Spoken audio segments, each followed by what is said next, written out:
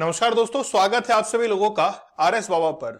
विवेक बिंद्रा और संदीप माहेश्वरी के बीच में जो विवाद चल रहा है वो एक अलग मुद्दा है। वो एक प्रोफेशनल वे के अंदर हम लोग कह सकते हैं, लेकिन विवेक बिंद्रा ने जिस तरीके से अपनी पत्नी के ऊपर हाथ उठाया है, हो सकता है कि उनका ये प्राइवेट मामला हो, लेकिन एक बार के लिए किसी भी महिला पर हाथ उठाना और फिर हॉस्पिटल के अंदर एडमिट होना, ये बड़ी एक दुखद बात है। क्योंकि विवेक बिंद्रा सभी के लिए एक मोटिवेशन का काम करते हैं और उनके मोटिवेशन के जो स्पीच है वो पूरे भारत के अंदर फेमस है। लेकिन उनसे ये उम्मीद नहीं थी कि वो एक महिला के ऊपर हाथ उठाएंगे जो कि उनकी पत्नी है। हाल ही में इनकी शादी होती है और शादी के एक दिन बाद ही ये घटना होती है जिसमें पत्नी जो है उनके कान के पर्दे फट जाते हैं। घटना क्या है, पहले मैं आप लोगों को रूबरू करवा दूं, लेकिन उससे पहले इसकी जो पृष्ठभूमि है, बैकग्राउंड है, वो भी मैं आप लोगों को बता देता हूं। हाल ही में संदीप माहेश्वरी सर के चैनल पर जो वीडियो रिलीज करते हैं वो बिजनेस मास्टरी के, वहां पर कुछ विद्यार्थी आते हैं, स्टूडेंट्स आते हैं जो कि बयां करते हैं कि हमने एक बहुत बड़े यूट्यूबर का कोर्स खरीदा था और हमसे फ्रॉड हुआ है। 35,000 रुपए, 50,000 रुपए हमने कोर्स खरीदा, लेकिन हमको जो है पूरा आउटपुट नहीं मिल पाया। उसके बाद में एक नाम ट्रेंड करने लगा विवेक बिंद्रा का, और उसके बाद में पूरी कहानी शुरू होती है। विवेक बिंद्रा जवाब देते हैं इन सारे सवालों का। वापस से फिर संदीप माहेश्वरी कहते हैं कि वो व्यक्ति झूठ बोल रहा है। 500 करोड़ का जो बिजनेस उस व्यक्ति ने खड़ा किया है वो यूं ही खड़ा नहीं किया है, लोगों को बेवकूफ बनाकर खड़ा किया है। ये सारे इल्जाम जो है विवेक बिंद्रा के ऊपर लगते हैं। ये दोनों की नोकझोंक चलती रहती है और संदीप माहेश्वरी अंत में ये कह देते हैं कि सभी लोग मिलकर जो है उस व्यक्ति के ऊपर एफआईआर करवाइए, लीगल एक एक्शन लीजिए। और जैसे ही लीगल एक्शन लेने के लिए कहा गया और एक हैशटैग स्टॉप विवेक बिंद्रा ऐसा जब ट्रेंडिंग में आने लगा, उसके बाद में एक एफआईआर दर्ज होती है। उस एफआईआर के अंदर यह कहा जाता है कि विवेक बिंद्रा ने अपनी पत्नी के ऊपर 40 बार हाथ उठाया है, 40 थप्पड़ जो है वो मारी है। क्या है पूरा घटनाक्रम, उसको जानने से पहले आप लोग कुछ फोटोज देखिए। ये विवेक बिंद्रा की पत्नी है यानिका, और इनका अभी विवाह हुआ है। पुलिस ने बताया है कि इनका विवाह 6 नवंबर को हुआ था, लेकिन जो एफआईआर दर्ज हुई है उसमें 6 दिसंबर लिखा गया है। तो विवेक बिंद्रा एक मोटिवेशनल स्पीकर है।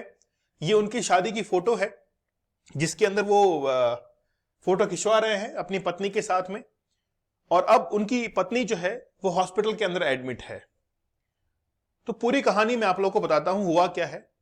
एक्चुअल में संदीप माहेश्वरी और विवेक बिंद्रा के बीच में जो नोकझोंक चल रही थी बिजनेस को एक्सपोज करने को लेकर, बहुत सारे यूट्यूबर्स ने वीडियो भी बनाए, लेकिन अंत में उन्होंने कहा कि एफआईआर दर्ज करवानी चाहिए, एक लीगल एक्शन लेना चाहिए। उसके बाद में लीगल एक्शन लेने वाला और कोई नहीं, विवेक बिंद्रा के साले साहब रहते हैं जिनका नाम है वैभव क्वात्रा।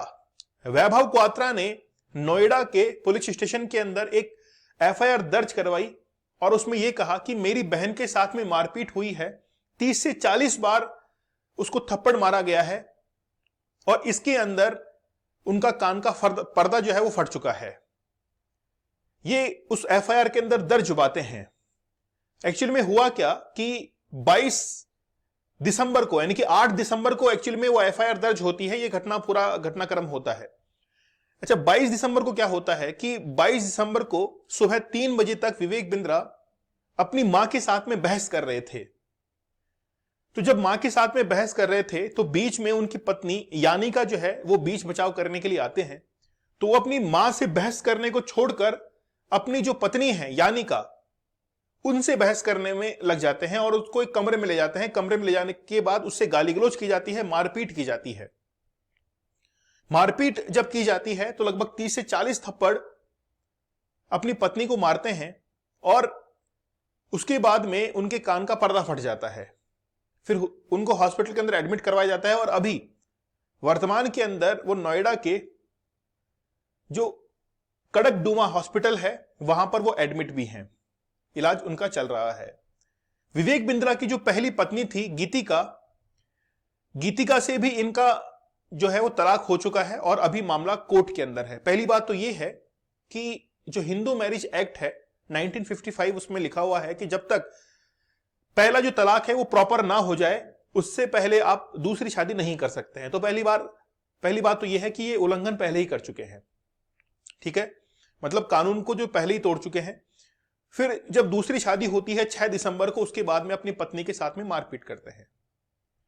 इन्होंने 500 करोड़ रुपए किस तरीके से कमाए, ये आपकी प्रोफेशनल लाइफ है, लेकिन किसी महिला के ऊपर आप अत्याचार करते हैं, ये किसी को भी जो है वो सहन नहीं होगा। और खास तौर पर तो भारतीयों को सहन इसलिए नहीं हो पाएगा क्योंकि हम लोग बहुत इमोशनल हैं और महिला अधिकारों के लिए हम लोग हमेशा सजग रहते हैं, हमेशा अवेयर रहते हैं कि किसी भी महिला के साथ में कोई भी अत्याचार ना हो। खैर वो बात अलग है। साक्षी मलिक, जिन्होंने हाल ही के अंदर स्पोर्ट्स से अभी त्यागपत्र दे दिया है, उनकी नहीं सुनी जा रही है, वो केस अलग है महिलाओं को लेकर, लेकिन अगर तुलना की जाए तो कोई ज्यादा अंतर नहीं मिलेगा। तो विवेक बिंद्रा जो कि अपनी प्रोफेशनल लाइफ के अंदर बहुत पैसा अर्न कर चुके हैं, बहुत पैसा कमा चुके हैं, और उसके बाद इन महानुभाव की यह हालत है कि अपनी पत्नी के ऊपर हाथ छोड़ देते हैं। क्या वाकई में आज हम लोग पैसे के पीछे, अर्निंग्स के पीछे इतना अंधा हो चुके हैं कि अपने परिवार के प्रति हमारा जो प्रेम है वो भी खत्म हो चुका है? क्या हम लोग इस कदर इस फील्ड के अंदर उतरेंगे कि हम लोग लोगों के साथ में धोखा करने लग जाएंगे? ऐसे बहुत सारे वाक्य जो है वो आज हमको आए दिन देखने को मिलते हैं। तो विवेक बिंद्रा और संदीप माहेश्वरी के बीच में जो भी नोकझोंक चल भी रही है, तो देखते हैं इसका अंत कहां पर होता है, क्योंकि संदीप माहेश्वरी ने यह भी कह दिया था कि हो सकता है कि कुछ दिनों के अंदर ये देश छोड़ के भाग निकले, देश निकाला जो है वो इनको हो सकता है, और डर कर जो है वो किसी दूसरी कंट्री में भाग सकते हैं। जैसे विजय माल्या बहुत सारा पैसा जो है वो लेकर भाग चुके हैं। तो ये इनकी पूरी कहानी थी जो कि शुरुआत से चली हुई आ रही थी। तो अब देखना ये होगा, मुझे आप लोग कमेंट सेक्शन में ये बताइएगा कि आप संदीप माहेश्वरी सर के साथ में हैं या फिर विवेक बिंद्रा के साथ में हैं। आप किसके साथ में? आपकी राय वाकई में है क्या? आप वाकई में क्या सोचते हैं इस केस के बारे में?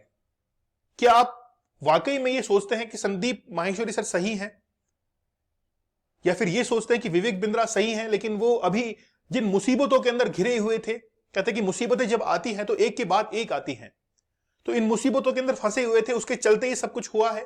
क्या हुआ है, क्या रीजन है? मुझे आप लोग कमेंट सेक्शन में अपनी राय जो है वो जरूर दीजिएगा, ठीक है? चलिए मिलते हैं आप लोगों से अगले सेशन में, तब तक के लिए धन्यवाद, थैंक यू, जय हिंद।